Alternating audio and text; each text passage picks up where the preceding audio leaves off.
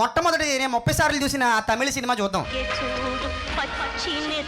ఇప్పుడు అర్థమైంది కదా మీకు ఈ సీన్ లో భాష అనే హీరో తమ్ముడు కోసం దెబ్బలు తింటున్నాడు అండి. ఇప్పుడు దీన్ని బైబిల్ నుంచి కాపీ కొట్టారు ఎసెన్స్ అంటాను నేను. యేసుక్రీస్తు కూడా పరలోకంలో మహాశక్తి సంపన్నుడుగా అంత గొప్ప శక్తివంతుడు భూమి మీదకి తనను తాను రిక్తునిగా చేసుకుని ఏమీ లేని వాడిగా వచ్చి ఆయన కూడా కటబడి కొట్టబడ్డాడు తన తమ్ముళ్ళ కోసం తన చెల్లెళ్ళ కోసం అని నేను అంటున్నాను. మరి దాన్ని సూపర్ హిట్ చేసినప్పుడు దీన్ని ఎందుకు అట్టర్ ఫ్లాప్ అంటున్నారా పనికి మాలినోడా అని అడుగుతున్నాను. ఇదన్నమాట మ్యాటర్. ఒరే మీ అందరికీ నేను ఎప్పటి నుంచో చెప్తున్నా, ఉన్నది 1070 పేజీలు, 31,102 వచనాలు. ఈ బైబుల్ ని ఎంతసేపు తిప్పి చెప్పినా చెప్పుకుంటా పోతే ఏముంటది ఇంకా దాంట్లో. పైగా ఇక్కడ మీరు అంటున్నారు యేసుక్రీస్తు కూడా ప్రజల పాపాల కోసం తన అన్నదమ్ముల పాపాల కోసం చనిపోయాడని చెప్పేసి. ఇగో బైబుల్ ప్రకారమే అడుగుతున్నా, బతికుండగా యేసెప్పుడైనా ఇదిగో నేను భూమి మీదకి వచ్చింది మీ పాపాల నిమిత్తం నేను బలవటానికే వచ్చాను కాబట్టి నేను ఒక రోజున పుట్టుకుని పోతాను అని చెప్పేసి ఎప్పుడైనా చెప్పిన సందర్భాలు ఉన్నాయా?